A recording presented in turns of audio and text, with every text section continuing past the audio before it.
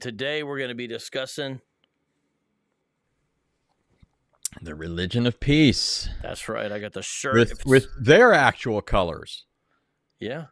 Well, this is one of the shirts David bought for Islamicize Me.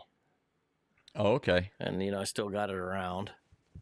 Doesn't quite fit me. Then again, it never quite fit me. I think this one was for John, if I'm not mistaken. But, yeah.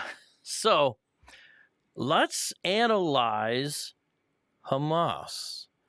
When you first heard this happened, your reaction theologically as a man of God living out there in South Carolina, what went through your mind back, 3 weeks ago now, almost at this point, theologically? Tell me. I mean, you're asking me theologically, but not that this isn't theological. I think people are made in the image of God. My immediate reaction was just thinking how terrible. There were people that were just going about their life. They were participating in various festivities, and I heard of people's wives and girlfriends and so forth being taken off, and I was just mortified. But one of the things that's always really bothered me about Islam when I look at the violent aspect of it is there's something in the past in Islamic history known as the Hashashaim, which is the word from which we get assassin, and it's derived from the word for hashish. Islamic fighters used to get high on hashish. They'd go out and attack and kill people. Bernard Lewis talks about this in a book called Assassins. And he mentions, on top of this horrific act, how they would then take these children that they had captured, they would indoctrinate them to be Muslims, train them to be fighters, and then send them back once they got older against their own people. And so imagine, on top of your kids, your family members being taken, them coming back and fighting you. How demoralizing would that be? How do you fight against the people? Wasn't that a big part of one of the problems that Vlad the Impaler had with the Muslims of his day? Is I think they had basically an annual amount of boys they required, almost like that was the annual fee, you know what I mean? And they would come in and get them, and then they would turn them into fighters. And my understanding is that's part of what Vlad the Impaler, with his really radical means as well, that we would see is extreme, but that sort of gives some background to some of his things that he did. That's my understanding anyway. And I guess the Ottoman Empire did that to an extent as well, what you're talking about. Yeah. I mean, it's been a part of Islamic practice for a long time. Obviously, fighting goes all the way back to Muhammad. I don't know the exact origin of the notion of training the children you take and enslave to be fighters, and particularly sending them back in against their own kin, their own tribesmen, and so forth. But yeah. I don't imagine it took very long, and it certainly wasn't against the spirit of Islam. But the first generation of Muslims weren't going to be able to do that, right? Because they're just getting started. They have to first capture people.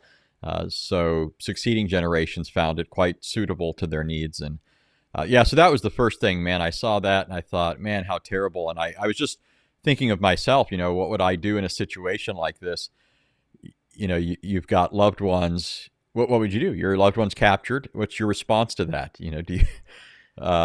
Yeah, I saw some of the video that IDF released, and in the video, one particular part, I hadn't seen it before. I shared it on my channel. I think I've talked about this before, but it was captured from the fighters, the terrorists of Hamas, because it was their GoPros and stuff like that.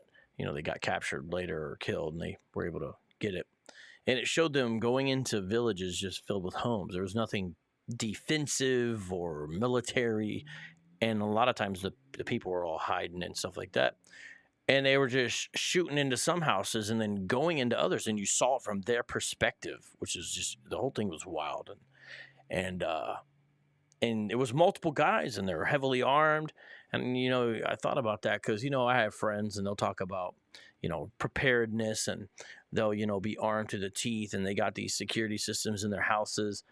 But you kind of think, I mean, okay, you can do a certain amount, but honestly, if a miniature army is coming into your house, there's only so much you can do, and it's just a very humbling thing to see and imagine living that kind of life and that being like that. And so we're going to talk about the impulse behind that today. What drives that? That's what we're going to talk about. And you're one of the best people to do that, no doubt. Got to support Anthony's work. And speaking of support, I do appreciate people who have been dropping super chats. Doki Doki Bible Club, what's up with you? Thank you very much. Shout out to you for the thumbs up and also for the super sticker. That's actually what that was, a super sticker, technically different than a super chat, my bad. And he says, Vocab and Anthony, and it's got the mushroom and the star. I think that's like the Mario super apologetics bros. Who's Mario and who's Luigi, if that's the case? I've got the hat, or closer to the hat than you. You still kind of look like a car thief with yours, but And shout out to D-New, shout out to Carm, shout out to Nate to D2, and also shout out to my man, J-Fry, for the super chat as well. Thank you very much. And I appreciate this comment, Deuteronomy 8:18. I'm not a Christian, but support Vocab's work. I appreciate that. But really, I want you to become a Christian because Jesus is awesome. Yeah, straight up. Okay. So those are some of your thoughts. Have you been talking much about this? Have people been asking you a lot of questions? I know like Robert Spencer, David Wood, super busy. You should be super busy, but what's it been since this? Is it more personal conversation? What have people been asking you about everything that happened and it's happening in Israel regarding Hamas? Well, so first of all, I don't know if others do, but my wife, her whole family's Jewish. So there's a bit involved there for them ethnically. They're all, my wife is Christian, but they're all Jewish ethnically. And so there's obviously some feelings there related to that and some discussion going on with it. But as far as, I preach every week at a little church about a half an hour from where I live, in addition to the prison ministry I do. And out there last week, I was preaching a sermon and I had brought it up a little bit, but I'm pretty holed up over here. There's not a whole lot of interaction outside of some of that. For me, I do a lot of reading, a lot of writing, and preparation for my own YouTube channel where I'm talking about biblical texts and stuff like that. So I haven't had a lot of interaction, I wouldn't say, at this point with Muslims. Although I did just see, and I don't know how it happened under my nose, but I live in a town in South Carolina that's just pretty much Christian, at least nominally, right? And I think more than nominally, there's a lot of serious Christians here. And we don't have a significant Muslim presence. So most of my interaction with Muslims is when I venture out and do conferences or talks or go to engage in debates or do street witnessing and stuff. In fact, a lot of that's with you sometimes, right? But something happened here where there was some organized thing where a bunch of Muslims were rallying in downtown, pushing for Hamas and stuff like that. And I thought, man, how in the world does this happen in my own town? I don't know about it. There's not even a significant contingent of Muslims here. So I'm kicking myself for missing that. But really that's about it for me. I just haven't, because locally there's not a lot of Muslims that I'm immediately in contact with. It hasn't been a burning conversation, but I've certainly paid attention to it personally, just watching some things. Understand. Real quick, Rhino says that my mic's a little low. I've tried to turn it up. Are Anthony and I about even? I want you guys to know, and I want to make sure that I'm using the mic, the right mic. Sometimes it switches over to that other mic, the computer mic, and sometimes I don't realize it. So let me know. Okay, so when I first called you about this, you actually mentioned the Hamas charter. And, I know you're always on top of things, but at the same time, it's not like we talked about this before specifically.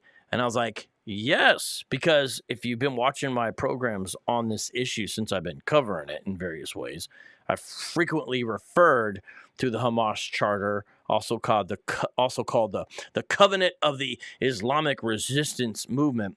And I recommended looking at the 1988 one because before they made a few changes to try to make it a little politically correct. So I think that was important. And so now here we are. We're going to look at it together. Before we go into this, what do you want to say? What do you want to say about this, and why you think it's important for people to look at, Anthony? Well, you got it in the title of the video. This is Hamas in its own words. Yeah. You get a lot of people pretending that it's something other than what it is. How do you just dismiss what they're saying is the reason for why they're doing this? So that's to me the main thing. It's they're telling you in their own words. I mean, what do we do when somebody is a homegrown terrorist, right? They have their little manifestos. We look at that sort of thing. We want to know why they did it. What's their motivations? What do they think they're up to? It's irrelevant what somebody else wants. You know, if somebody else wants to say it has nothing to do with Islam, for example, I haven't heard that as much with respect to this. It's ignored a lot, but, you know, often we hear in connection with some Islamic act of terror that it has nothing to do with Islam. But if you ask all these terrorists, it has everything to do with Islam and nothing to do with something other than that. Yeah, you'll hear people say things like, Islam's a religion of peace. Yeah. These extremists are hijacking a religion of peace. They're hijacking a religion of peace. So I don't know if you did this. I'm sure you noticed it's full of Quran quotes, but I went through and quoted them. It's not an overly long document. No. And it's got at least 29 quotes of the Quran, if I enumerated them correctly. All right, everyone, listen. We're going to have him repeat that. We're going to look at the Hamas Covenant of 1988, their original charter, the organization that attacked Israel. We're going to look at it, and we're going to read it together. And again, Anthony, you said it has what again? 29 quotes of the Quran. There's always a possibility that I missed one. In fact, sometimes there are clear allusions that don't specify the surah that it's coming from, but the ones that are specifically mentioned, there's 29 of them. And then you've got half a dozen hadiths that are quoted. And in some cases, the hadith that's mentioned is found in multiple hadith collections. So it's representative of what you can find in Bukhari, Sunan Ibn Majah, Tirmidhi, and so forth. And so you could multiply it. But the whole ideology is just Islamic thoroughly all the way through. Now, of course, somebody can challenge the interpretation, and we can talk about that. But the point is, again, this is what they think they're doing.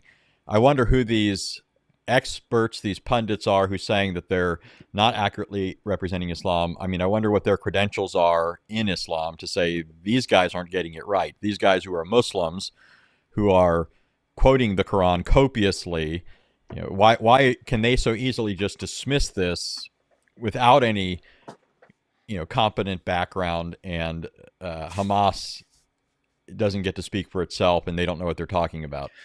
Yeah. You know, we did this. I think, you know, people looked into what Al-Qaeda, you know, thought about themselves. These are more like historical books. But, you know, if you read a book like The Looming Tower, which is pre-9/11, or Hunting in the Shadows, which is post-9/11 regarding Al-Qaeda, you know, you'll see what they believe. And you look at the Al-Qaeda reader. I've mentioned this a lot. I do really think people need to buy this. It's not a fun book, translated by Raymond Ibrahim, but it's Al-Qaeda in their own words. And you see, oh, these people aren't crazy. Oh, these people are trying to do theology. Oh, these people are just trying to apply their theology to the real world. Oh, wow. This is just a problem of bad presuppositions. It's not like these are just people who are poor and psychotic or something like sometimes people are painted. So it goes deeper than that. So let's take a look at this. I'm going to bring it up on the screen right now. Bada boom, bada bing. We got this. There's other versions we can take a look at as well. I've been using this one from the Yale Law School, Lillian Goldman Law Library, and there are other versions, but this one I kind of felt it was laid out well. Let's take a look here in real time here. Here's how it begins. I'm going to do some reading, and then, Anthony, you stop me. In the name of the most merciful Allah, Ye are the best nation that hath been raised up unto mankind. Ye command that, now we already know it's false because that should be Sicily, right? Ye command that which is just, and ye forbid that which is unjust, and ye believe in Allah. And if they who receive the scriptures had believed, it had surely been the better for them. They are believers among them, but the greater part of them are transgressors. They shall not hurt you, unless with a slight hurt. And if they fight against you, they shall turn their backs to you, and they shall not be helped.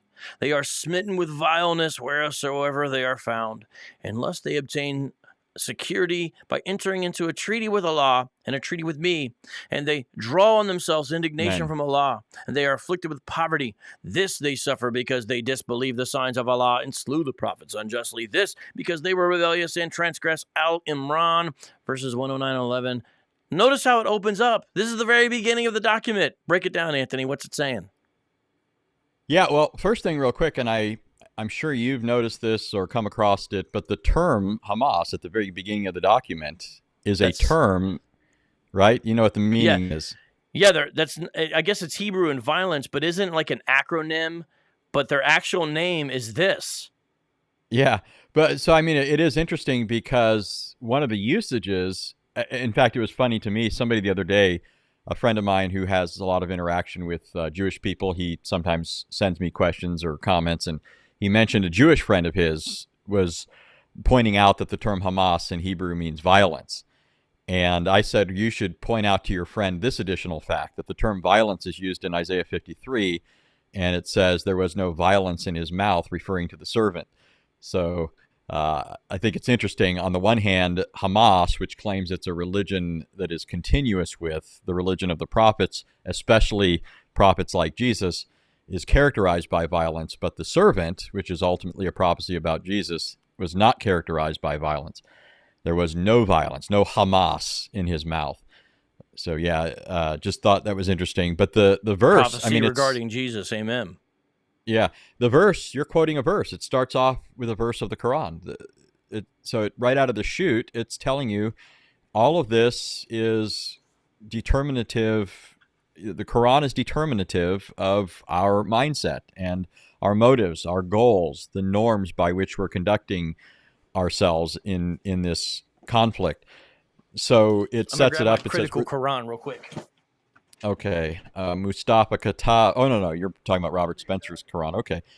So here it says in Surah Al-Imran, that's Surah 3 of the Quran, it says, you are the best nation that hath been raised up. Now, the term nation here, as it would be understood by Muslims, is not so much an ethnic term or a particular entity within certain borders, right? It's talking about those who believe in Islam.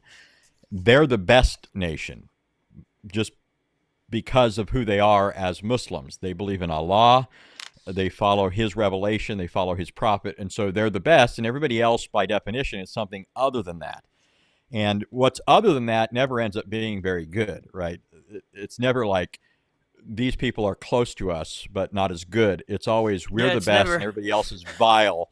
Right. Yeah. It's never, they all right. They're straight. It's always vile, unbelievers, that's the kind of thing. Yeah, exactly. Yeah. Here it says they're vile. They're afflicted with poverty, and they're given all these qualities that are supposed to be repugnant to the Muslims. And, similar to Surah 98:6. In fact, when you said you're getting your critical Quran, I was thinking of Mustafa Khattab, because he translated a Quran he calls it the Clear Quran. And I got that one too. Want me to grab it? No, I'm just thinking, the reason it's interesting to me is who gave that to me, right? Sheikh, was it it's the Sheikh of San Diego. Oh, yeah, Uthman Ibn Farouk. Yeah, go ahead. Yeah, so Mustafa Khattab writes or tells this story, I've heard him say it numerous times, where he was in a cab and this guy says, you know what, I like Muslims, but I couldn't embrace your religion because it calls kafirs or unbelievers the worst of animals. And so Mustafa Khattab says when he heard that, he knew he needed to make his own translation of the Quran because that's just not accurate. Now, according to him, it's supposed to say the worst of creatures. And I hear that and I'm thinking, how's that any better, right? Right. it's saying you're the worst of animals. He says in other translations, the fact is not all English translations say that. I don't even know very many that do. The vast majority of them say you're the worst of creatures in Surah 98:6. But Mustafa Khattab thought that he was helping the Quran out here and representing it better when he rendered it, you are the worst of creatures. But if you're the worst of creatures, then it means you're worse than pigs, which aren't very high up the scale of being or creaturehood in the Islamic worldview. And so I don't really know how that was supposed to help any. But here's a verse of the Quran calling the unbelievers vile, calling them impoverished, at least. I mean, it's not just talking about economically impoverished, but spiritually, mentally, and all the rest. Yeah, and Spencer in his commentary on, what is it, Al-Imran here in 110 says this. A hadith quotes Abu Hurairah, one of Muhammad's companions, explaining that this verse, so this is an early interpretation, someone who knew Muhammad, this verse, quote, means the best of peoples for the people, as you bring them with chains on their necks till they embrace Islam, end quote. Okay.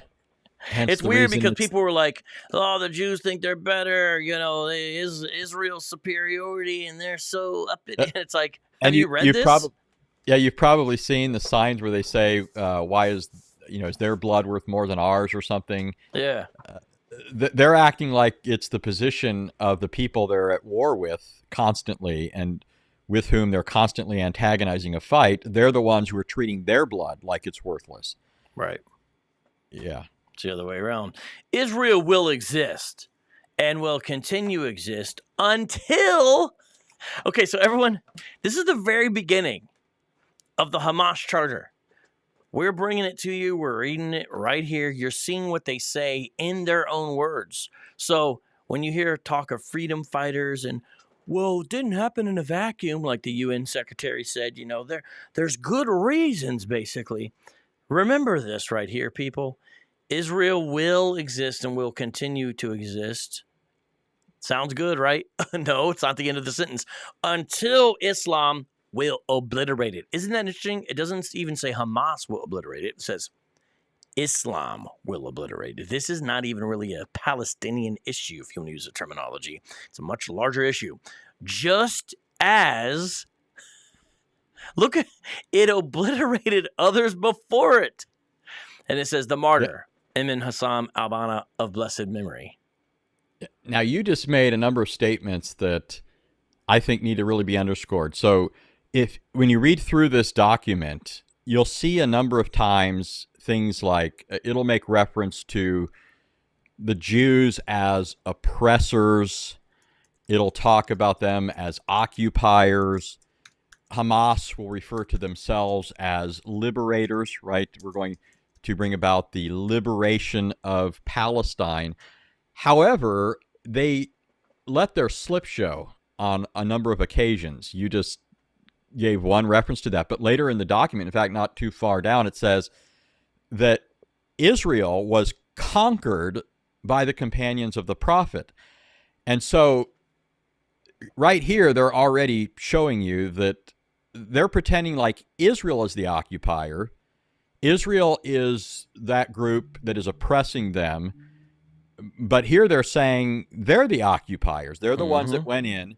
And the reason this is so significant is because the document states numerous times over that their agenda with respect to Israel is no different than their agenda with respect to the world.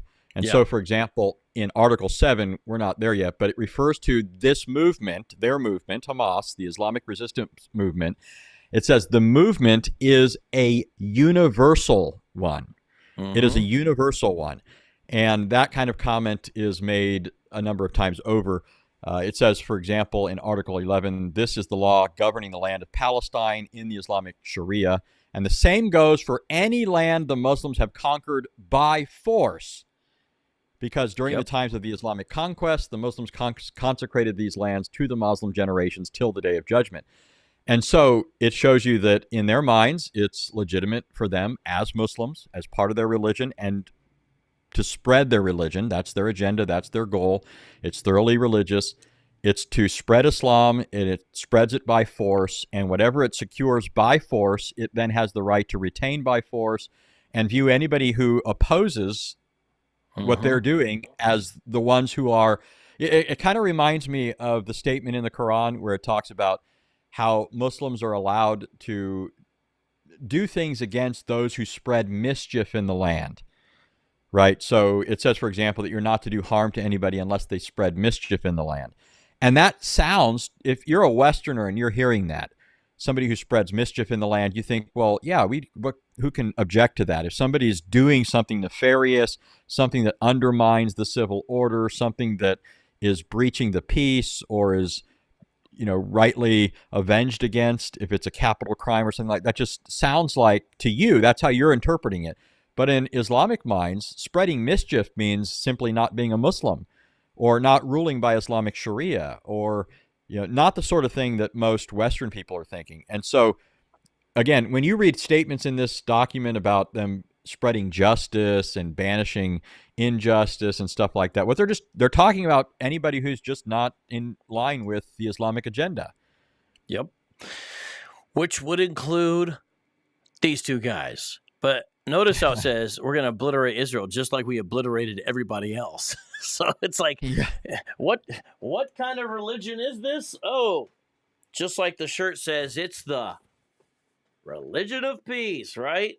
Yeah, right. yeah. So the Islamic world is on fire. Each of us should pour some water, no matter how little, to extinguish whatever one can without waiting for the others.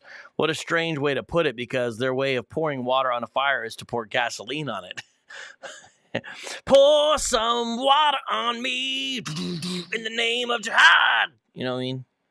You know the reference? Never mind. Go ahead. No, I just wanted to underscore the fact that their agenda with respect to Israel is no different than their agenda with respect to the entire world. And so everybody clamoring for Hamas and Palestine and all of that, they need to realize they're just paving the way for their own destruction. It reminds me of the book of Proverbs. I know people that sort of balk at it when they hear it, where in the book of Proverbs, wisdom's calling out and says, those who hate me love death. And it's sort of like sometimes as Christians we say that people who don't believe in Christ want to go to hell, because what they're saying is they don't want the one who alone can give them life. It's not like we think they're self-consciously in their thoughts saying, I want to be punished and banished from the presence of God forever. But by virtue of rejecting Christ, they are saying they'd rather the other than him and what they can have in him. Well, those who are fighting for Hamas or protesting for Hamas, they're sowing the seeds of their own destruction. They're sowing to the wind. They'll reap the whirlwind. They're not doing any good in the world by doing this. All right. Introduction. Praise be unto Allah. Wait. That was just, what was that? The warm-up? I guess. It's like that was the preface. I don't know.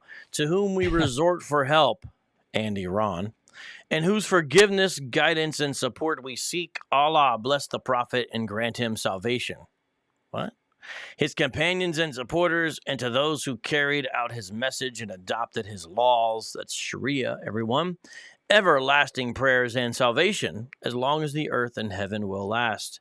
Hereafter, O people, out of the midst of troubles and the sea of suffering, out of the palpitations of faithful hearts and cleansed arms, out of the sense of duty, and in response to Allah's command, the call has gone out, rallying people together and making them follow the ways of Allah, making them follow.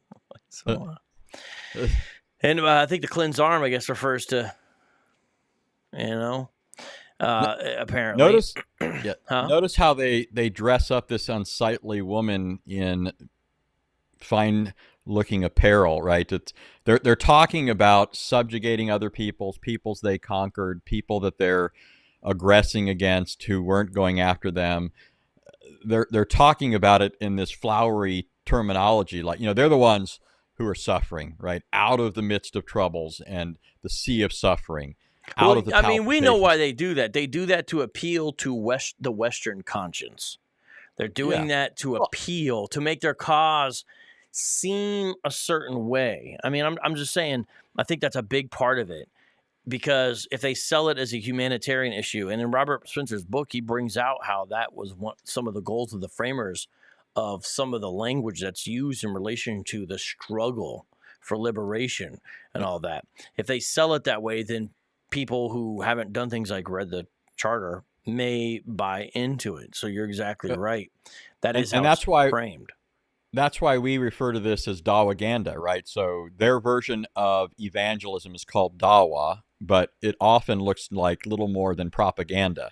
So Dawaganda is just this sort of thing. When they're dressing up their otherwise evil schemes in language that really doesn't befit them. It's just not true. They're not the ones who are appropriately, positioned to talk about their troubles and sufferings, as if they weren't, at the bottom of it. I mean, think about it. I mean, I actually feel to some degree for the Palestinians. I don't suspect that all of them want this. I know that to the extent that they embrace Islam, they are supporting it to an extent, right? I don't mean that they understand fully that that's what they're doing, but it's their religion that gave rise to this. I don't think that all of them realize that, and I don't think all of them want Hamas to do what they're doing, but all of this is Hamas's own doing. Yeah. The call has gone out, rallying people together and making them follow the ways of Allah, leading them to have determined will in order to fulfill their role in life. Think about that. Some of y'all, that means suicide bomber, apparently. To overcome all obstacles, that means fences on the border, and surmount the difficulties on the way. Constant preparation has continued, and so has the readiness to sacrifice life and all that is precious for the sake of Allah. And you guys understand it's not just their life, but it's others. And I mean, there really is, you can see why people will describe this type of religion as a cult of death. I mean, look at this, folks. Thus it was that the nucleus of the movement was formed and started to pave its way through the tempestuous sea of hopes and expectations. This reminds me of in G.I. Joe, there's a villain named Major Blood. And Major Blood is kind of a corny play on words, Major Blood. His name's Sebastian Blood, but he's Major. He's Australian, and he's a mercenary who works for Cobra. And anyways, he's a poet. He, besides being a mercenary and collecting dog tags of those he's vanquished, he considers himself a poet. But the joke is that he's a horrible poet. He's awful. So whenever they have some of his bars in any of the G.I. Joe canon, it's always like laughable kind of platitudes of nothingness. Some of this reminds me of this, to pave its way. So I think there's a mixed metaphor here too. Pave its way through the tempestuous sea of hopes and expectations, of wishings and yearnings. I mean, what are the wishings and yearnings of some of these guys? Then you can get their virgins. Of troubles and obstacles, of pain and challenges, both inside and outside. When the idea was ripe, the seed grew, and the plant struck in the soil of reality. This is kind of an amateur hour right here. Away from passing emotions in hateful haste, the Islamic resistance movement emerged to carry out its role through striving for the sake of its creator. Its arms intertwined with those of all the fighters for the liberation of Palestine. The spirits of its fighters meet with the spirits of all the fighters who have sacrificed their lives on the soil of Palestine ever since it was conquered by the companions of the Prophet. Allah bless him and grant him salvation. And until this day, this sentence needs to be blasted all over Western media. Oh my goodness. Yeah. Now, don't go too long, because we do need to get through all this, and I love you. That's why you're on. What do you want to say about this, though? I just want to say this is the sort of thing I was pointing out earlier. You've got, on the one hand, a statement referring to them as the liberators of Palestine, and then an admission that it was conquered by Muslims. So they act like Israel's the occupiers, we're trying to liberate it, but in the next sentence it says we were the ones who came in here and conquered them. And of course, yeah, it's traded hands a number of times since then. It's been under other powers since then. Yeah. So in any case, though, Shout out to Radar Apologetics. Thank you for the super chat, my man. At some point here in November, brother, I'd like to get you on and get a perspective. Maybe we'll call the program something like a Messianic Jewish Christian speaks on the situation in Israel. That's a long title, but you get the idea, something like that. But it'd be good to have you on because I'm going to continue to do this on the channel here.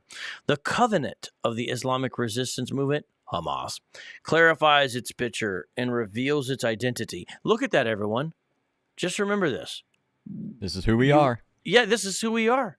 Now, Anthony, you kind of made a funny joke when we first talked about this. You said, reading through this document really makes me feel bad, kind of makes me feel sad for Hamas. Can you explain why you felt a little bad for Hamas when you read through this document? I'm not sure. Was that you don't remember? Here's what you said. You said, these poor guys, man. I'm elaborating a little bit. Okay. They went to all this trouble. Yeah. To tell you who they were in their own words. They outlined it. They sat down. They wrote this. They went to all this trouble. And then no one even cares to read their words and say it like it is. You know what, though? It reminds me of something. In one sense, it's lamentable. Everybody's ignoring it, or a lot of people are, and writing their own little narrative that fits in with their liberal views or whatever is, whatever accounts for that. It's lamentable because it's hiding the true nature of it, and it also, puts an impediment in our path of how to deal with this. If we think it's something other than what it is, then we'll address it a different way than we need to. But there's another sense in which, it reminds me of something else. I forget what it's called, but how there was a law that was passed at one point that a person couldn't profit off of their heinous crimes, like let's say a serial killer goes out. Yeah. And then he tries to write a, yeah. So like you couldn't write a book about all the cars you jacked and make money. I'm just kidding. Yeah, I could. Well, no, I mean, yeah. Anyways. Just teasing, man. So there's a sense in which, you want what these people have done for evil to just be buried and not known at all. Mm-hmm. But because you want what they're doing to be gone, you want that to be, no longer a reality. But in this case, it's a problem. We're not doing ourselves any service ignoring what they're actually about. They're telling you who they are. Yeah, right here. And so, like I said, Anthony kind of made a joke. He was like, I feel really bad. These guys went to all this trouble and then no one bothers to read it and listen to them. Reveals its identity, outlines its stand, explains its aims. It's not a two-state solution, fellas. Tell you that right now. It's not even a one-nation solution. Yeah. They want to do this to the whole world. Yes, exactly. Bring it all under the house of al-Islam. Speaks about its hopes and calls for its support, adoption, and joining its ranks. Our struggle against the what now? The Jews. Our struggle against the Jews is very great and very serious. In case you guys are wondering what I'm doing, whenever I play a certain character on TV, he's an anti-Semitic character that I play. And when I play him, I always say the word with disdain because the character is so anti-Semitic. Won't tell you who the character is. You have to guess. Our struggle against the Jews is very great and very serious. It needs all sincere efforts. It is a step that inevitably should be followed by other steps. The movement is but one squadron that should be supported by more and more squadrons from this vast Arab and Islamic world until the enemy is vanquished and Allah's victory is realized. Now, do they want to make it a broader struggle? You bet your britches. It says so right there. Yeah, right there. Well, indeed. Shout out to Luis, Truth Defenders. How you doing, bro? Go ahead. It's that kind of comment that is what accounts for people that, from America or whatever, go over there and join that sort of thing. That's what they're doing, right? They're basically putting the call out. Yeah. They're saying, no matter where you live, no matter your nationality or ethnicity, if you're a Muslim, come join the cause. Do you think Nadir Ahmed would join up? I could see him. He's a little younger, maybe. I could see him pretending like he would or something. I remember when he wrote Dr. Brown and acted like it was a letter from an organization that he was their representative for the organization, but there was no organization. It was all Nadir Ahmed, right? The Nadir Ahmed organization. We are very organized. Yeah, imagine him writing to Hamas saying, "I'm bringing my whole team over there," and he arrives with his backpack.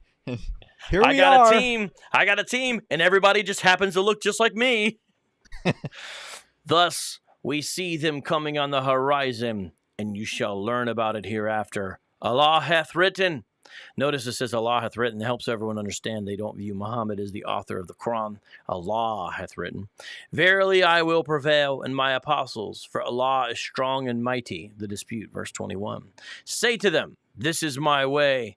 I invite you to Allah by an evident demonstration, both I and he who followeth me. And praise be unto Allah, I am not an idolater. This is Dawa, right? I invite you. Yeah. Yeah, they're calling to Allah. What does Dawa mean? Tell those who don't know, what does Dawa mean? Well, it's to call, to invite, right? Mm-hmm. To summon people to Islam. They quote, you mentioned how they are trying to, remind you of a bad poet from G.I. Joe. Yeah. They actually quote several poets in here. I don't know if we've already run across one, but they're going to quote some poets. But it reminds me of an Arab poet named Abu Hayman. He said, and he wasn't pro-Muslim, he said, the sword is more telling than the book. Now that's poetry, right? Yeah. And that comment is so pregnant because it Muslims claim that it's the Quran that's the most determinative factor in making people Muslims because it's so eloquent, so powerful. But the Quran hasn't been the most significant force for making people Muslims. The sword has. Yeah, I remember it was a really wild quote. It was from Yusuf Ali. No, why did I just say him? I'm sorry. The guy in Tennessee.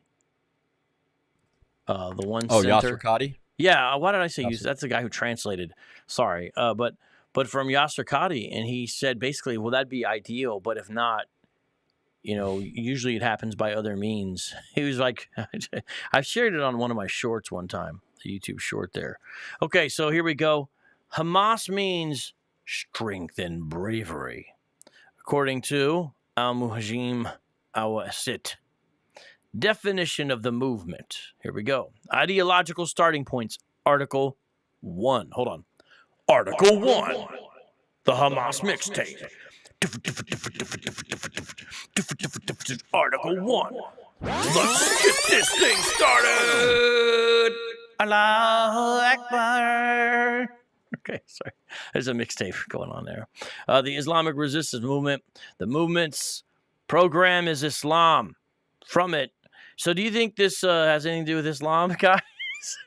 The movement's program is Islam. From it draws its ideas. I can be convinced, but so far I don't have enough evidence. Yeah, we need to see some more. From it draws its ideas, ways of thinking, and understanding of the universe. Basically, they're saying their worldview, life and man. It resorts to it for judgment in all its conduct, and it is inspired by it for guidance of its steps. So either they're severely misreading the life of Muhammad, or they're getting it about right, and maybe there's some other folks who are not understanding. So that's basically one. The Islamic resistance movement's relation with a Muslim Brotherhood group. So there's one. Now let's go to two. The Islamic resistance movement is one of the wings of Muslim Brotherhood in Palestine. So if you guys want to understand even more, look at the Muslim Brotherhood. Remember they ran Egypt for a while? Muslim Brotherhood movement is a universal organization which constitutes the largest Islamic movement in modern times. It is characterized by its deep understanding, accurate comprehension, and its complete embrace of all Islamic concepts of all aspects of life, culture, creed, politics, economics, education, society, justice, and judgment. The spreading of Islam, education, art, information, science of the occult. And conversion to Islam. I'm confused. Maybe there's something lost in translation with that. Well, so I thought that myself. Now, a couple things though. One is there's a lot of stuff in Islam about magic, the evil eye. I suspect that what's going on here is the idea that there are certain things related in the Islamic sources about the unseen.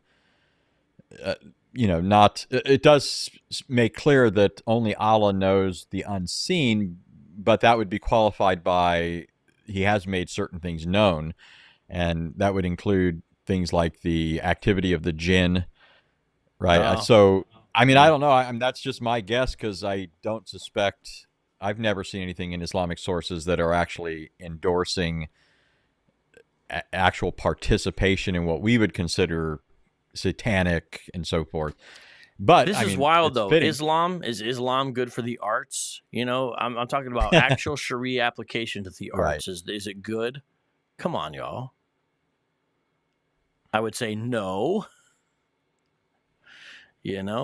Well, structure and formation. Article 3. The basic structure of the Islamic resistant movement consists of Muslims who have given their allegiance to Allah, whom they truly worship. I have created the jinn and humans only for the purpose of worshiping, who know their duty towards themselves, their families, and country. And all that, they fear Allah and raise the banner of jihad in the face of the oppressors, so that they would rid the land and the people of their uncleanliness, vileness, and evils. Now, I know, Anthony, you're going to bring in the big guns, but let me just do some of the basic stuff. I'll do the ABC thing here, and then, check this out, y'all. First of all, notice it does mention the jinn, which Anthony brought up. That is interesting. It appeared right there. This is fascinating because it talks about duty to their country. Well, what country would that be exactly? Number one. Number two, if it's duty to country, why doesn't it say they raise the banner of Palestine or something? Notice it's the banner of jihad. Interesting. Catch this, everybody. Now watch this. So that they would, stop oppression, so that they would get their land back? No, notice how all-encompassing it is. So that they would rid the land and the people of their uncleanness, vileness, and evils. Now, if the Jews are described as vile in the Islamic sources themselves, this would be a problem even if there was only 10 Jewish people living in Israel. If somehow 10 people could hold off, all of Hamas or something, it would still be a problem if they were there. Do you guys see? Because it relates to a much bigger problem than that. But go ahead. Do you want to say anything else about this? Because to me, it's very telling. Yeah, the only thing I'll add here is that it's already defined what it is that makes non-Muslims vile. It's the fact that they're non-Muslims. That's the very beginning of the document. By definition, those who are not Muslims are vile because they don't believe in Allah. It says, remember the verse, Surah Al-Imran, you are the best nation that has been raised up unto mankind. You command that which is just, you forbid that which is unjust, and you believe in Allah. So those are the reasons why they're the best nation. They believe in Allah, and derived from his word, they forbid what is unjust and enjoin on people what is just. Anything other than that, by definition, is vile. And that's why Jews, Christians, any non-Muslims are considered vile. And so when it talks about ridding the land and the people of their uncleanness, it means ridding them of their non-Islam, whatever positive form that takes. Yep. I mean, it's right here in black and white. But we will oppose truth to vanity, and it shall confound the same, and behold, it shall vanish away. Prophets, verse 18. When it has this, by the way, everybody, these are the ways that the different surah chapter have. They have these titles, and so they're using that instead of the numbers, just in case you're wondering what that is. It's Quranic verses, though. Article 4. The Islamic resistance movement welcomes every Muslim who embraces its faith ideology, follows its program, keeps its secrets, and wants to belong to its ranks and carry out the duty. Allah will certainly reward such one. By the way, I wonder if that includes Shia, number one. And number two, what do you think they mean here, Anthony? Allah will certainly reward such one.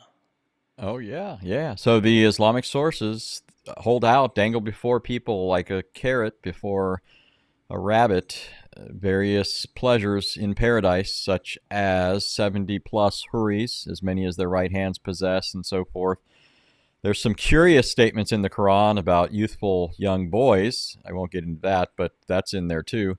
So there are all sorts of pleasures held out to the Islamic jihadis upon dying for Islam. Allah's going to hook you guys up. That's what you think.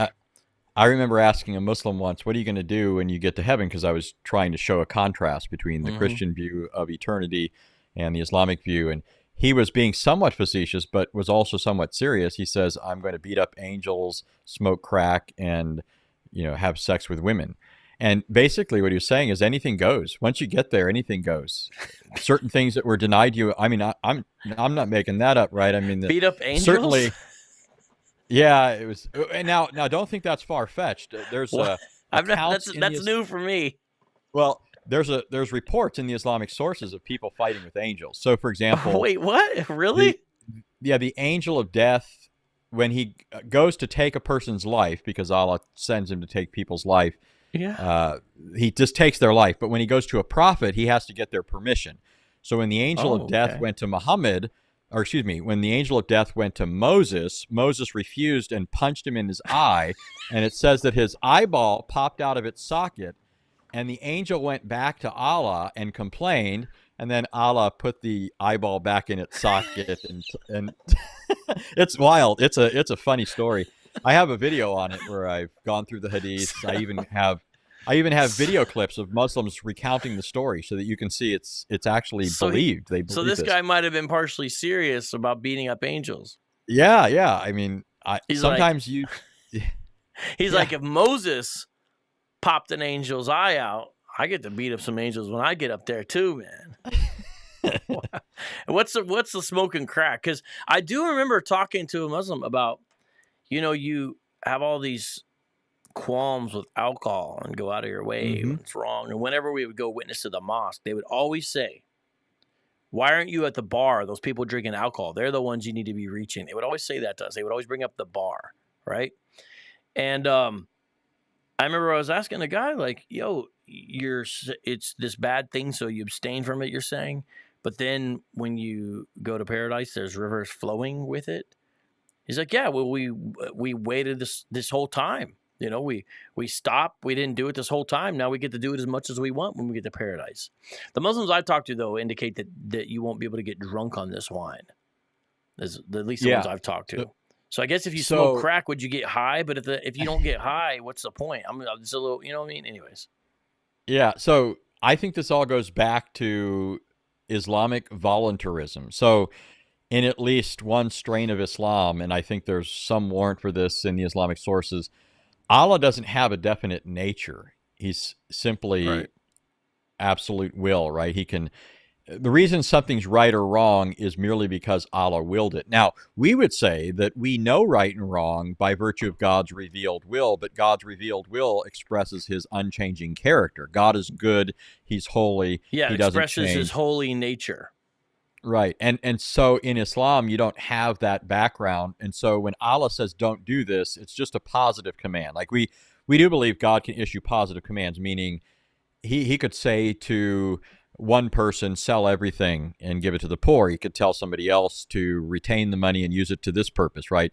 Yeah. He would never tell anybody to do anything immoral that's contrary to his unchanging character, but there could be a specific purpose beyond that he has for a particular individual, like telling Abraham to offer up Isaac as proof of his faith. That's a perfect example, I think, yeah. Yeah, but in Islam, everything is just positive command. Allah has no fixed character, and so his will could just as well be to murder one day and not murder the next, to have incestuous relations one day and not have them the next. And so I think Muslims believe once they get to Jannah, all bets are off. The reins, you throw them off. And Jannah doesn't really have much to do with Allah at all. Once you have the vision of Allah, he's out of the picture.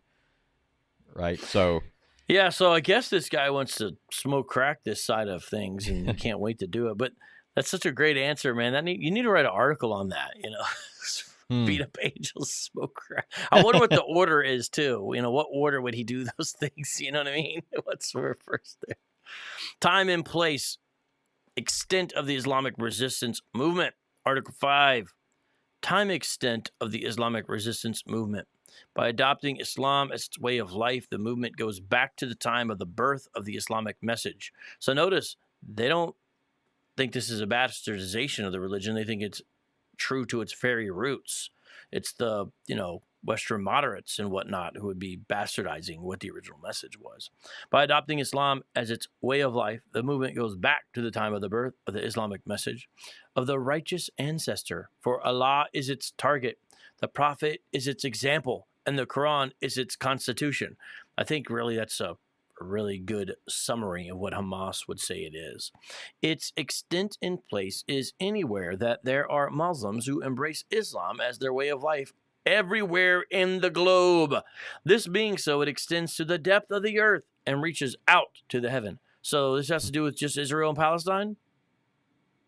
Nope. Nay. Guys, look at this. Dost thou not see how Allah putteth forth a parable, representing a good word as a good tree, whose root is firmly fixed in the earth, and whose branches reach into heaven, which bringeth forth its fruit in all seasons by the will of its Lord? Allah propoundeth parables unto men, that they may be instructed. Real quick, Anthony, parables unto men? Does the Quran have parables? It has gobbledygook. It has stuff that's... Anything you could define as a parable in the Quran, maybe, that you know? Oh, a parable. So for whatever reason, I had in my head proverb, but I mean, there is an occasional something or other, like when it talks about Allah's light being like a lamp in a wall and that sort of thing. But there's not much to speak of by way of parables. It's certainly not a book known for that sort of thing. If you said parable to most people that are at all aware of world religions, they'd think Christianity, because Christ told parables. They were central to his teaching method. Favorite teaching method. And, you know, when you go through those parables, they're so beautiful, so powerful, so perfect, so artistic. You can just see the power of Jesus as a storyteller and why people then were captivated by him. And even people who don't believe his message sometimes still are to this day when they really look at what he's saying. And I don't know if you guys follow the channel. I've been doing a little series on parables, and I'll be doing one again next Wednesday. So, you know, that's something that's scriptural. I just wondered, you know, parables. Anyways, characteristics and independence. Article 6. The Islamic resistance movement is a distinguished Palestinian movement whose allegiance is to Allah and whose way of life is Islam. It strives to raise the banner of Allah over every inch of Palestine. For under the wing of Islam, followers of all religions can coexist in security and safety where their lives, possessions, and rights are concerned. In the absence of Islam, strife will be rife, oppression spreads, evil prevails, and schisms and wars will break out. This is so bass-ackwards. Untangle this. So now you'll appreciate my analogy here, but it always reminds me of the mafia. Right, there's the whole protection racket in the mafia, where they say, you pay us, submit to us, submit, right? Islam, the meaning of the word Islam, to be a Muslim is to be a submitter. So the mafia says, you know, submit to us, pay us a tax, and we'll protect you. Protect us from who? Well, from us if you don't pay us, right? There's going to be strife. There's going to be a lot of problems if you don't pay us. And that's essentially what these guys are saying. They're saying we intend to rule over all of Palestine, and as the rest of the document says many times over, the entire world. This is a universal agenda. This is what we plan for everybody, and we're going to strive until this is realized. We're going to conquer lands like we've conquered them in the past, like our founder did, like our God enjoined upon us, we believe. Right? That's what this is all about, and so when it says in the absence of Islam, strife will be rife, meaning unless they submit to Islam, we're going to be at loggerheads with you. We're going in Islam. They divide the entire world up. I listened to another apologist the other day who just got this all wrong because he refuses to speak of Islam in the way that it actually is. But the phrases they use are Dar al-Islam and Dar al-Harb, right? So they split the world up into what is called the abode or the house of Islam, of peace, and the abode of the sword or war. And the idea is any land that is not subject to Islamic Sharia, not governed by Islamic principles, is a land that is properly viewed by them as lands to be conquered. So, in fact, I mentioned Bernard Lewis earlier. His book on assassins, another book that he wrote is, I think it was called Islam in the West. It was a book I read decades ago, but he mentioned something that was interesting. It always has stuck with me, where it says all the borders of Islam are bloody, and he's just making an observation. He wasn't making a value judgment. He's saying, here's the facts. You look at the borders of Islam, wherever they're at, their borders are bloody, because they're trying to push Islam further into these areas. And so here's Hamas saying, this is our agenda. We just happen to be located over here near Israel, and so it's first order of business. Yeah, that's a way to put it, and it's true. But I mean, this is crazy. Under the wing, all religions can coexist in security under the wing of Islam. Yeah, and people shouldn't miss what they're saying. They're not saying Muslims can exist side by side with non-Muslims, as if Islam is just one religion of many in a particular area. They're saying we, as Muslims, ruling by Islamic law, can allow other people to live under our rule, but they can't live apart from our rule. Now, it should also be mentioned that this doesn't go for non-Christians or non-Jews.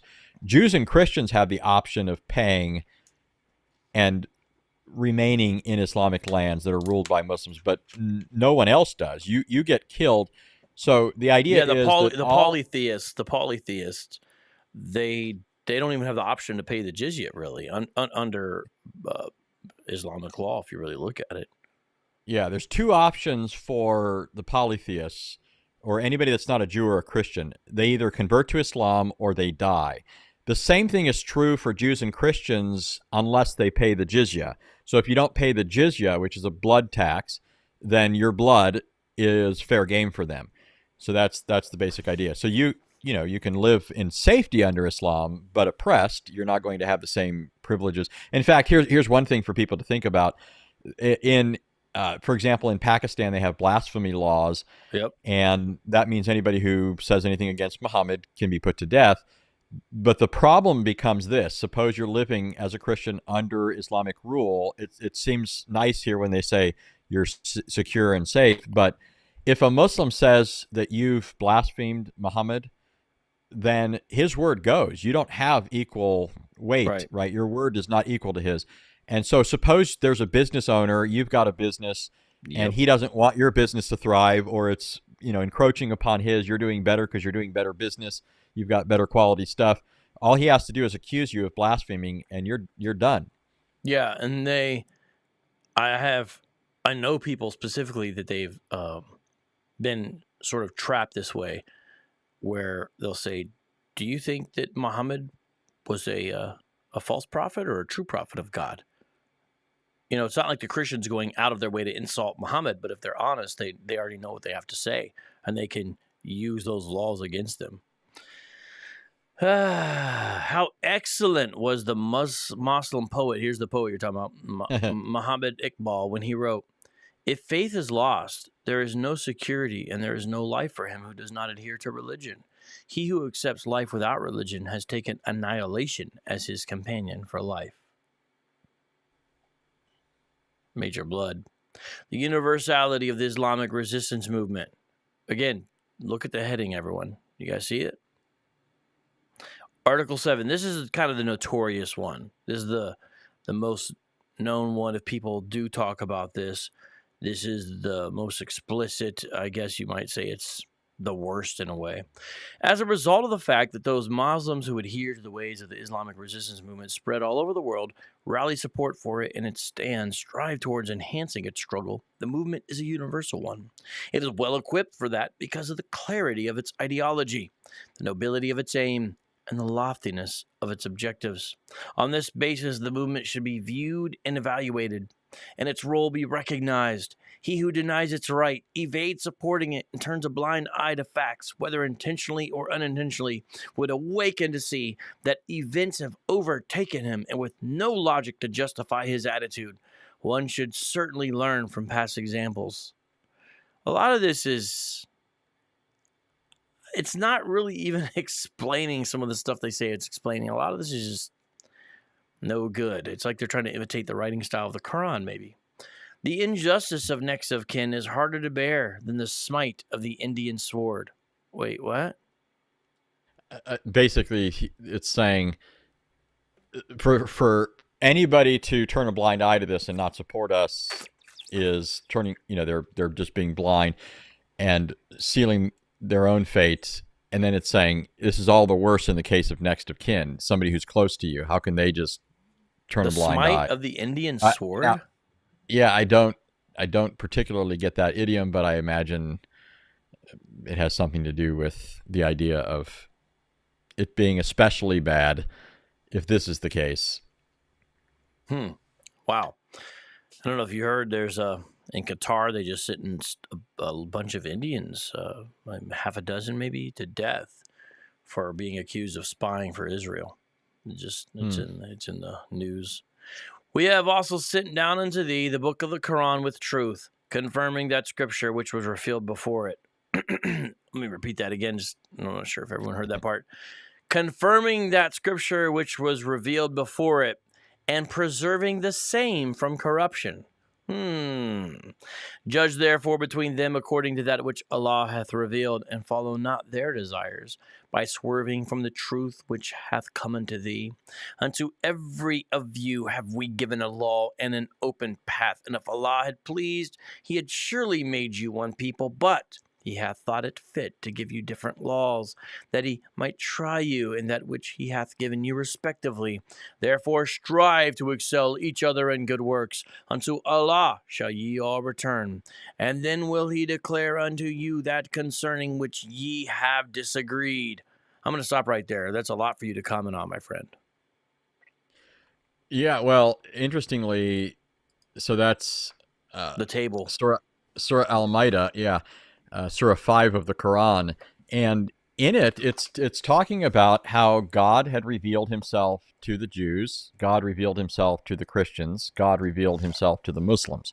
Of course, we reject the latter, but the idea is that all of them having a revelation have also been given a Sharia, a law, and there are some differences between them. They're not different in terms of their theological pronouncements or historical claims, but they're different in terms of their injunctions, right? Their commands. So, for example, the Jews were not forbidden from drinking. Muslims were forbidden from drinking. So there's a difference there with respect to the Sharia.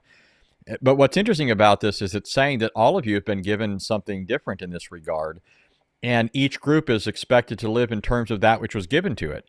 So the Jews are expected to live in terms of the Sharia that Allah gave them. Christians are to live in terms of the Sharia Allah allegedly gave us. And you don't get the idea here exactly that these are illegitimate ways, right? Each person, in fact, it says you're to strive to excel each other within your own respective spheres, right? The Jew in terms of what was given to him, the Christian in terms of what was given to him. And so it seems as if Allah's at cross. They're quoting this text, but it's another example of the Quran having a falling out with itself, right? Because elsewhere in the Quran, it's talking about obliterating the Jews, obliterating the Christians. Well, what is it, that's going on here where it says that all of you are supposed to live in terms of what was given to you, right? I mean, Surah 5 is very clear when it says, judge by that which Allah has revealed to you. It's talking to Jews, and then it tells the Christians the same things, and it tells the Muslims the same thing, right? Muslims are to judge by what Allah has given them, Christians by what was given to them, and so forth. So the critical Quran, has a little note. It's self-explanatory, just what you basically just said.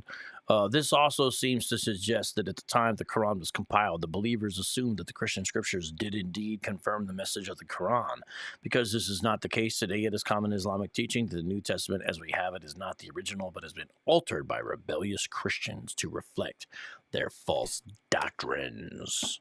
You could write a commentary on the Quran, Anthony. I mean, it's a task. It'd be a task. George of Ministry to Muslims has been contacting me about some stuff that he's doing towards that direction. Brother Anthony was going to write a Christian commentary in Quran. It's going to be best one. I need you to write chapter 5 at the table, please. It'd be awesome. I put on a website and let all the videos see it, okay? You do a good George, but I wasn't responsible for much what he's got, but I'm probably going to help with some of the editing and stuff like that, so we'll see. Fascinating. All right, continue on. If I want a fatwa, they'll put my name in it. as one of the contributors, but I Yeah, don't know that yeah. my You need to earn that eventually. The Islamic resistance movement is one of the links in the chain of the struggle against the Zionist invaders. It goes back to 1939, to the emergence of the martyr Izz al-Din al-Qassam and his brethren, the fighters, members of Muslim Brotherhood. It goes on to reach out and become one with another chain that includes the struggle of the Palestinians and Muslim Brotherhood in the 1948 war and the jihad operations of the Muslim Brotherhood in 1968 and after. Moreover, if the links have been distant from each other and if obstacles placed by those who are the lackeys of Zionism, well, do you think you and I are lackeys of Zionism here, Anthony, today by doing this program? No, I mean, this is irrespective of Zionism, whatever somebody thinks about that, right? I mean, I could say all the same thing whether or not I were or were not am or am not a Zionist, because what I'm observing, what you're observing, is that their agenda is to spread Islam. It has nothing to do with people actually not having a right to where they're at or having done something especially nefarious. They're just going in and slaughtering people or subjugating them at the edge of the sword. I would say the same thing against any group that they're doing this to. Mm-hmm. Yeah, no, exactly. It doesn't mean I don't have other. Right is right and wrong is wrong. You don't have to think or believe that 1948 is a fulfillment of prophecy, and you can still believe right is right and wrong is wrong, because it's probably going to become a shock to a lot of the audience, but you do not believe 1948 is a fulfillment of prophecy, and I'm incredibly agnostic on the question and tend to think, no, it was not. Don't let that offend you too much, my dispensational brothers and sisters. We still love you. We're still doing this program, but still, right is right and wrong is wrong. By those who are the lackeys of Zionism and the way of the fighters obstructed the continuation of the struggle, the Islamic resistance movement aspires to the realization of Allah's promise, no matter how long that should take. The Prophet. By the way, there are plenty of Orthodox Jews that wouldn't consider themselves Zionists. Just to say, yeah, they're opposed to it. So, yeah, the Prophet, Allah bless him and grant him salvation, has said, "The day of judgment will not come about until Muslims fight the Jews, killing the Jews." Yeah, the last part of this is the best. Yeah. Wait till you get to the end. Keep going. I hate reading this stuff. And YouTube, do you understand I'm reading this? Okay, we don't agree with it. I hope you understand that. Someone should understand that. My goodness. Killing the Jews, when the Jews will hide behind stones and trees, the stones and trees will say, "Oh, Muslims, oh, Abdullah, there is a Jew by me. Come and kill him." Only the garkid tree, evidently a certain kind of tree, would not do that because it is one of the trees of the Jews, related by Abu Qari, a Muslim. See, that's the best part, right? So there's apparently a particular kind of tree that's not going to aid the Muslims because it's one of the trees of the Jews. So, yeah, I guess they've got the corner of the market on the garkad tree, whatever that is. Evidently, a certain kind of tree. Evidently. Yeah. If I were a Jew, I'd be planting garkad trees all around my house and as many places as I could. Yeah, because whenever I read this, I think I've mentioned this to Robert. I think of the Wizard of Oz trees, where they're walking through, and I think Dorothy grabs an apple, and he's like, "Hey," and he's like upset that she just grabbed an apple without asking or whatever. I haven't seen the movie in a while, but that's my general recollection. And I picture like those trees like, "Hey, there's a Jew behind me, come and get me." Do you know what I'm talking about? The trees in the Wizard of Oz, the talking trees. It's a very faint recollection. Have you ever seen the Wizard of Oz? Yeah, but is that in all versions of it? I mean, I don't have a vivid memory of that. I don't even know if what I'm saying is a faint recollection is from the Wizard of Oz or if it's from something else. Trees talk in a lot of...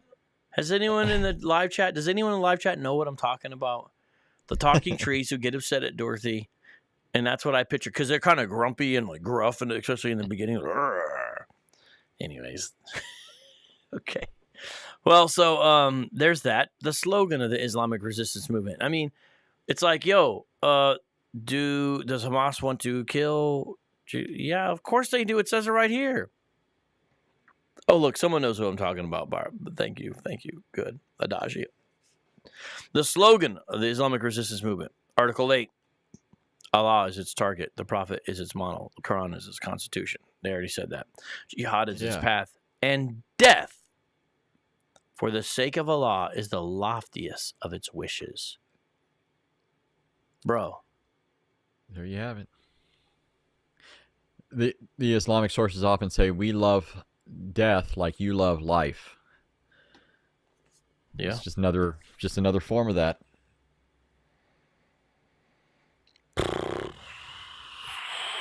Objectives, incentives, and objectives.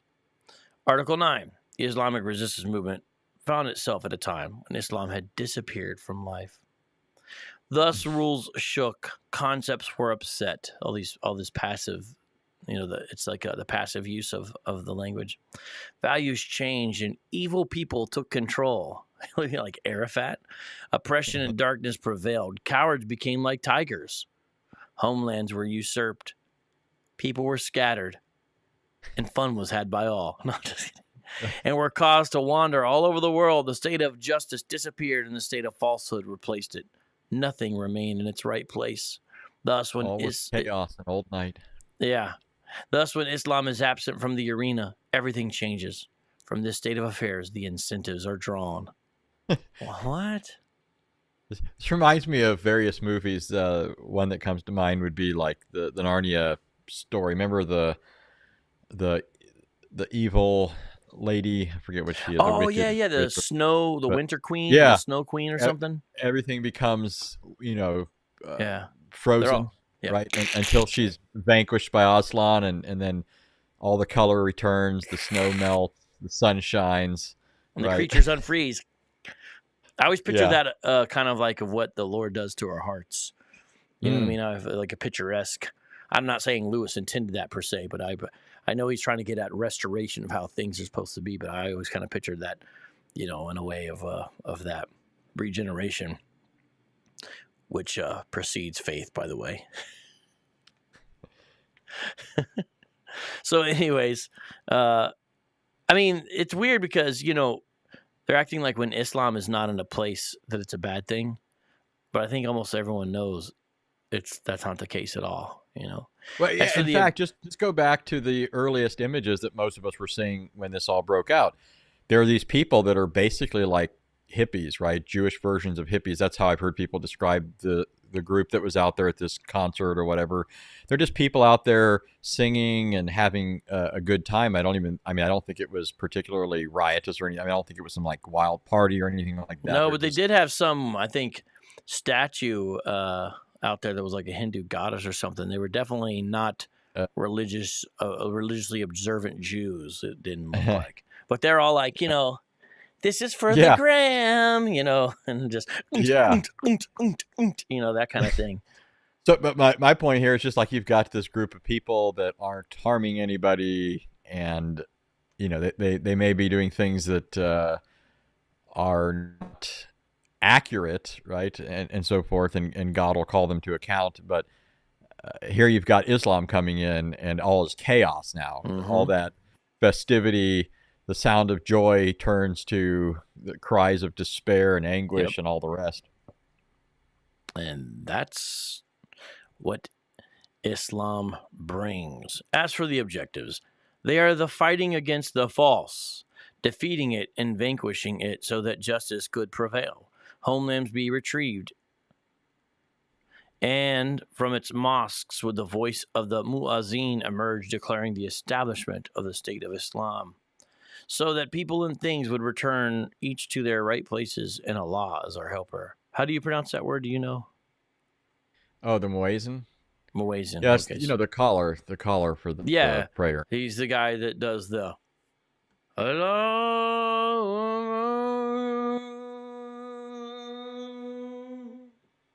Huh? And if Allah had not prevented men the one by the other, verily the earth had been corrupted, but Allah is beneficent towards his creatures. Article 10.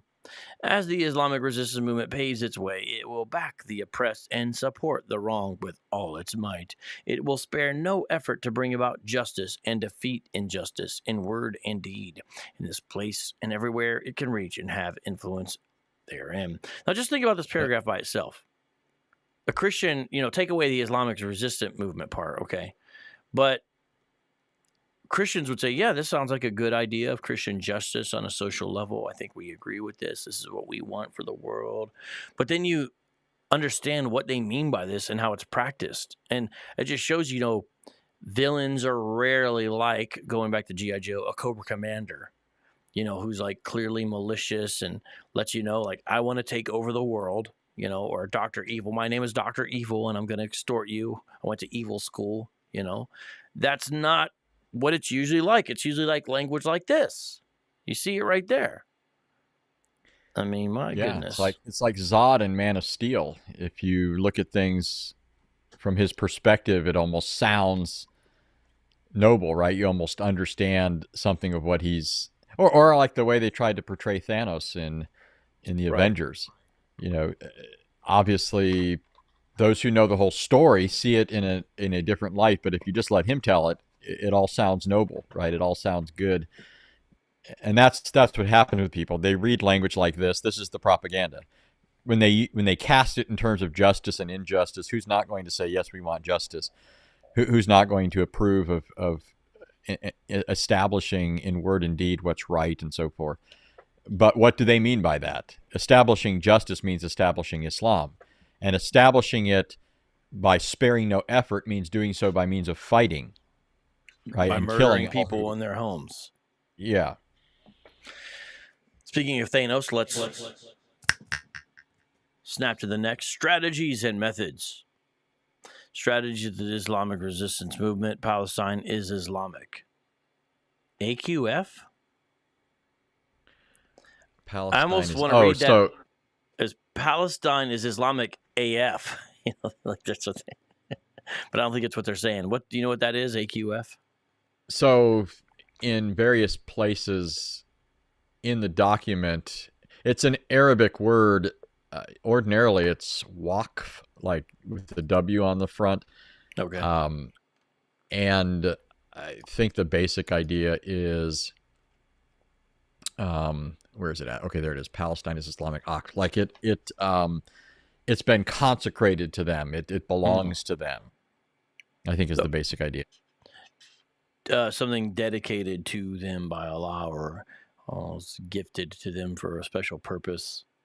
And I think that's what this section, if not this, then later. Yeah, it's going to say that. It's going to. Oh, there it is. There's waqf. There's the word. There you go. Article 11. The Islamic resistance movement believes that the land of Palestine is an Islamic waqf, consecrated for future Muslim generations until Judgment Day.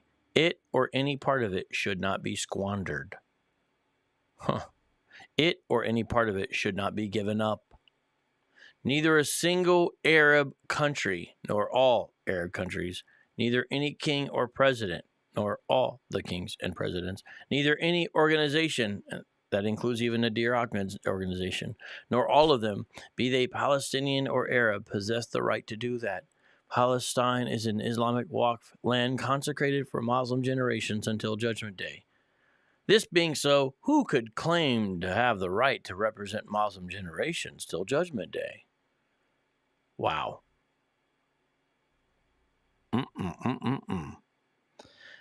They're saying that you have a resting Anthony Rogers face. Yeah, I'm not quite sure what that means, but even if it was meant in the worst way possible, I've heard worse. So I don't think they mean it in a bad way, but whatever they mean, I don't know it. But Hebrew Israelites have the best lines when taking jabs at me. Oh yeah, you a Sons of Anarchy reject. You like that one? Yeah. This is the law governing the land of Palestine in the Islamic Sharia law, and the same goes for any land the Muslims have conquered by force, because during the times of Islamic conquests, the Muslims consecrated these lands to Muslim generations till the Day of Judgment. Force and conquest. Get out of here, you oppressors. We're here to liberate these the people that you're oppressing. Yeah. This is, I mean, do you guys understand what we're reading? We're reading the Hamas charter. This is what they're about. It's unbelievable. Anybody could see a parity, parity, meaning like some kind of equality between this and the IDF. It's shocking that someone would compare this to the IRA. And I'm not saying the IRA is good, but it's still not quite even the same. I don't think anyway. But it's just like, look at this. It happened like this. When the leaders of the Islamic, it's almost like this is the Hamas version of what had happened was. Yeah. When the leaders of the Islamic armies conquered Syria and Iraq, and they sent to the Caliph of the Muslims, Umar bin al-Khattab, asking for his advice concerning the conquered land, whether they should divide it among the soldiers or leave it for its owners, or what. After consultations and discussions between the Caliph of the Muslims, Omar bin al-Khattab, and companions of the Prophet, Allah bless him and grant him salvation, it was decided that the land should be left with its owners who could benefit by its fruit. As for the real ownership of the land and the land itself, it should be consecrated for Muslim generations till Judgment Day. Those who are on the land are there only to benefit from its fruit. This walk remains as long as earth and heaven remain. Any procedure in contradiction to Islamic Sharia where Palestine is concerned is null and void. So can you have peace? Can you have peace if these guys are at the helm, Anthony? No. I mean, have you seen stuff in the news or commentators or maybe even Muslims where they're clearly not getting this or representing this language in the document? I don't see anybody on the news. I mean, I don't watch as much news as might be necessary to give a definitive no, but everything I've seen just sort of glosses over this kind of stuff. They all focus on these people being Palestinians, right, which isn't true, stuff like that, and all the different backs and forths that have taken place over the years. There's all just political stuff, but none of this is actually brought out. Nobody brings up that this is all Islamically inspired. Bring it out! Verily, this is a certain truth. Wherefore, praise the name of thy Lord, the great Allah, the inevitable. Verse 95. I am inevitable. Homeland and nationalism from the point of view of the Islamic resistance movement in Palestine. Article 12. Nationalism from the point of view of the Islamic resistance movement is part of the religious creed. Nothing in nationalism is more significant or deeper than in the case when an enemy should tread Muslim land. Resisting and quelling the enemy become the individual duty of every Muslim male or female. A woman can go out and fight the enemy without her husband's permission. And so does the slave without his master's permission. Wow. Because usually they would need permission. You know, and according to these guys, right, you need permission to go down the street and buy some goat cheese under Sharia. But to go strap a bomb to yourself and go into a pizzeria and kill Jewish people and yourself, you don't need permission for that, right? Yeah, I wonder. Yeah, I wonder how some Muslims think what they think about this, because they're basically saying that if you own a slave and you're a happy Muslim with all your slaves or your harem or whatever it is, I don't know that all of them take kindly to this. I mean, I know that they're all Muslims, and so if they're actually abiding by the religion and this is what is taught, then they can't really complain. But I suspect there's plenty of them who don't necessarily like this part of things, right? Your slave's just walking away. How many of them are going to let that happen? It's like, wait a minute, where's my wife, my slave? Did you? Yeah.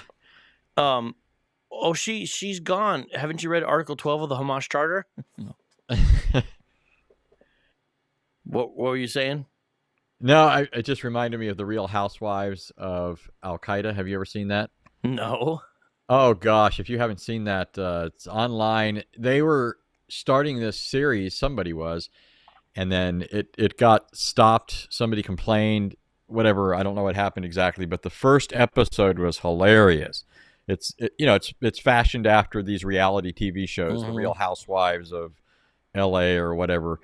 And this one was the Real Housewives of Al Qaeda, and all these ladies are talking about what it's like to be the wife of a jihadi.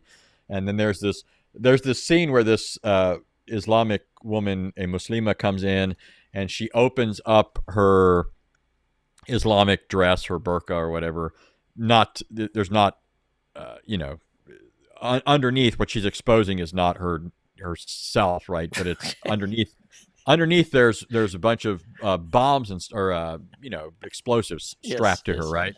Yes, sir. So she opens it up and she goes, "Look what Abdul got me," and she's bragging, right? Like he just decked her out in something nice. And then this other girl comes in and she's like, "Look what Fazul got me," and it's the same thing. And they're looking at each other, and now they're really incensed, right? Because no girl likes to have the same clothing as the next girl, right?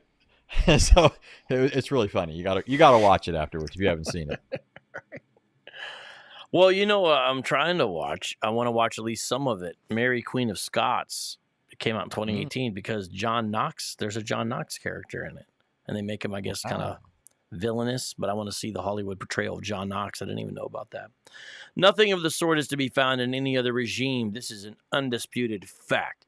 If other nationalist movements are connected with materialistic human or regional causes, nationalism of the Islamic resistance movement has all these elements as well as the more important elements that give it soul and life. It is connected to the source of spirit and the grantor of life, hoisting in the sky of the homeland the heavenly banner that joins earth and heaven with a strong bond. If Moses comes and throws a staff, or if you're an angel, he might throw a right, both witch and magic are annulled. What? What is going on? Now is the right direction manifestly distinguished from deceit. Whoever therefore shall deny Tagut and believe in Allah, he shall surely take hold with a strong handle which shall not be broken. Allah is he who heareth and seeth. The Cow 256. What is this? I'm not sure I understand what this has to do with the rest of the document. What, like this part right here? What don't? Is it just saying nothing can stop? I don't know. Witch and magic are annulled. What does it do with? I mean, I would just assume it's basically saying we can't be stopped, and we have Allah on our side. Tagut refers to any object of worship other than Allah. So it's basically saying Allah and his religion are going to prevail. Yeah. Ain't no stopping us now. I guess that's what it is. We're on the move. Peaceful solutions initiatives in international conferences, Article 13. Initiatives in so-called peaceful solutions in international conferences are in contradiction to the principles of the Islamic resistance movement. Peaceful solutions, right? In contradiction to the principles of the Islamic resistance movement. Yeah, good point. No peace. No peace. Wait a minute, but I got this shirt right here. Well, yeah, that should carry the day. Forget about Hamas's charter. You've got the T-shirt. Yeah. What more do I need to say? Abusing any part of Palestine is abuse directed against any part of religion. Nationalism of the Islamic resistance movement is part of its religion. Its members have been fed on that. For the sake of hoisting the banner of Allah over their homeland, they fight. Allah will be prominent, but most people do not know. Now and then the call goes out for the convening of an international conference to look for ways of solving the Palestinian question. Some accept, others reject the idea for this or other reason, with one stipulation or more for consent could convening the conference and participating in it. Knowing the parties constituting the conference, their past and present attitudes towards Muslim problems, the Islamic resistance movement does not consider these conferences capable of realizing the demands, restoring the rights, or doing justice to the oppressed. These conferences are only ways of setting the infidels in the land of the Muslims as arbiters. When did the infidels do justice to the believers? Wow. Break it down, bro. Wow, it speaks for itself. They're basically saying there's no options for peace. They don't want peace. They like to pretend that Israel is the group that isn't out for peace. and they're only fighting because Israel is oppressing them, but they're fighting because nothing will be accepted by them as acceptable. So it's warfare till the end. Well, you're saying that, but see, I got this shirt right here. Right. See, I got this shirt right here. You might need to get another shirt because Yeah. as long as it's on the shirt, it's true. Then maybe you should put the charter on the shirt, or at least a quote from it. Put the charter on the shirt. Put the quotes on there. But the Jews will not be pleased with thee, neither the Christians, until thou follow their religion.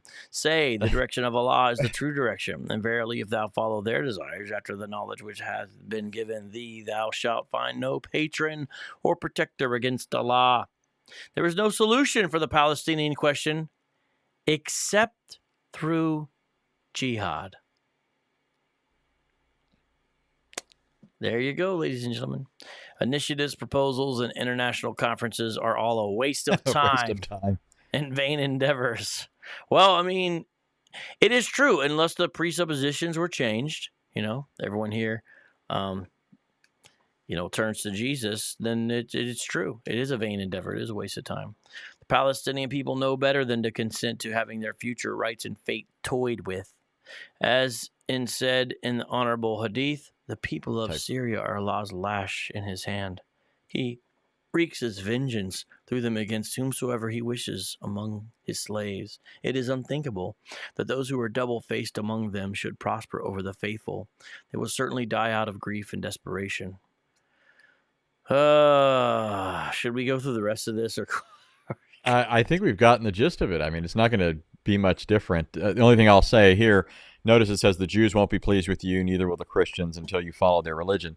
Now, if all that meant is, as Christians, we're not going to be satisfied with anything less than confessing Christ as Lord, in the sense that as Christians, we want people to know Christ and through him salvation, that's true, but that doesn't mean we're not going to be satisfied with them in the sense that means, we want them dead, right? That's what Hamas, that's how they think. That's their way of thinking. So it's just interesting, right? When they say they're not satisfied with us unless we become Muslims, they mean they're not going to let us live or breathe apart from submitting to them.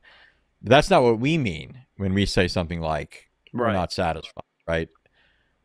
Yeah, no, exactly. Very different. I do want to show one thing about this document, because we're not going to get through all the articles. But check this out. If you search for the word NAZI, look at this. Look at this. Bada boom, bada boom, bada boom.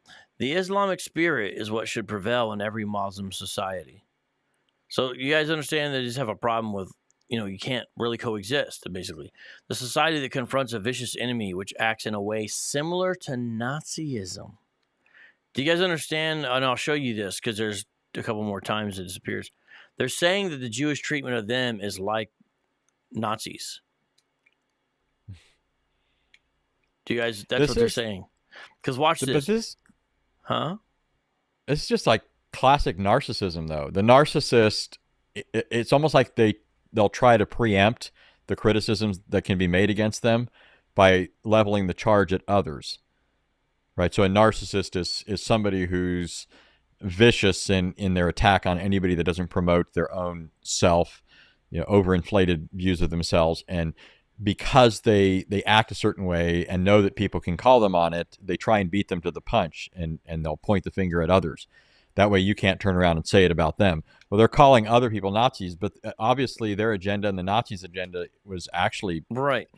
Yeah, I mean, everyone should remember the Grand Mufti of Jerusalem was hanging out with this guy. And their Nazi treatment, the Jews made no exception for women or children. So you guys understand the way they're characterizing this? Their policy of striking fear in the heart is meant for all. It's like, you're describing themselves.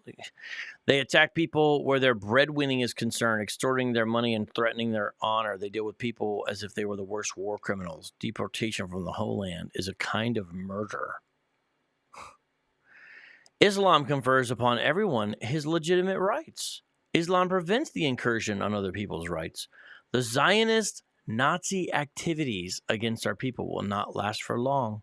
For the state of injustice lasts but one day, while the state of justice lasts till doomsday. Bro. Isn't this wild? Doomsday. What is this, a Hollywood movie? Is this But a it's comic crazy. book? Someone's like, wait, we need a section in there where we refer to Jews as Nazis. We got to make sure we include that.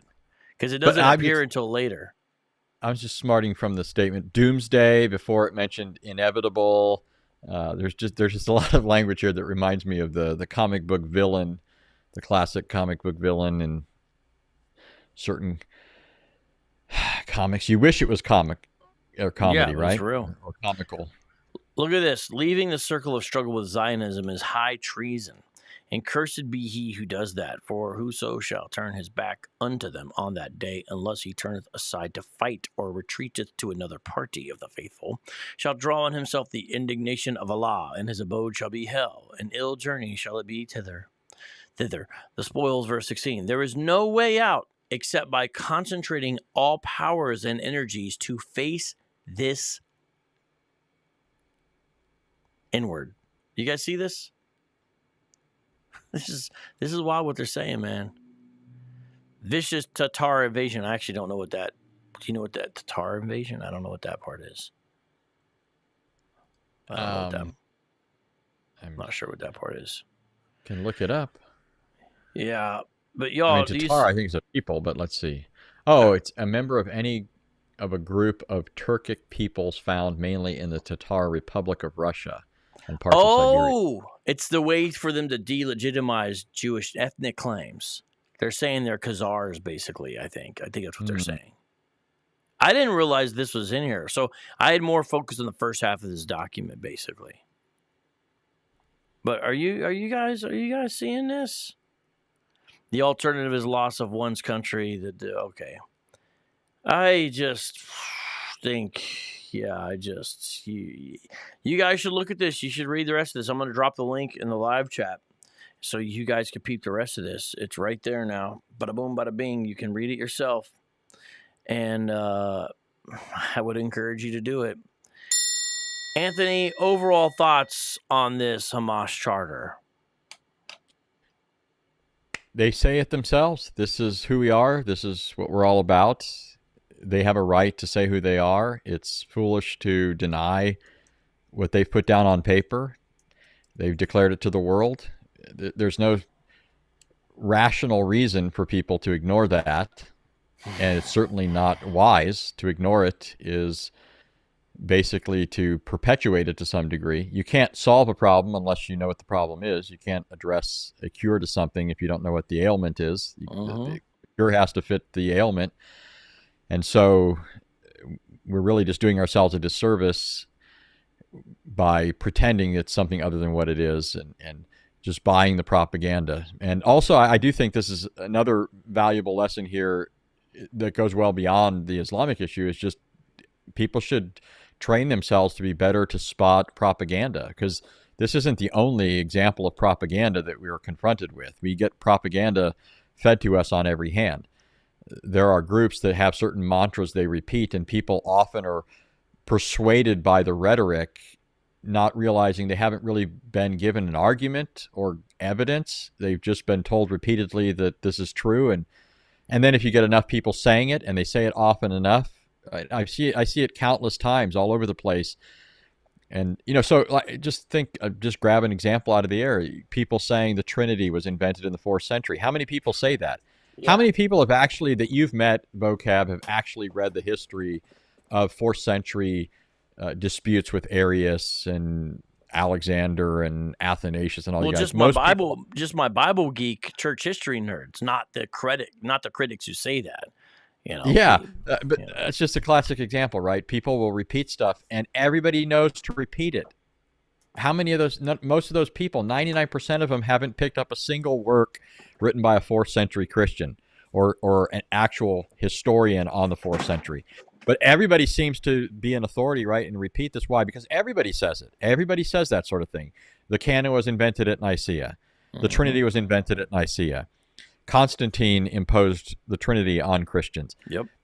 And that's all by propaganda. It's not by actual historical investigation. And the same thing goes with Hamas. people repeatedly will say they're a liberation movement. Israel is the occupier. It's just not true. And Hamas basically gives away the store when it says we conquered them by force at one point in history. Yeah. And our Right goal there. is not peace with them, but to eradicate them. And what we intend for them is what Islam intends for the entire world. Yeah, absolute perfect summary. That is exactly what the document said. Anthony Rogers just nailed it right there. You got it.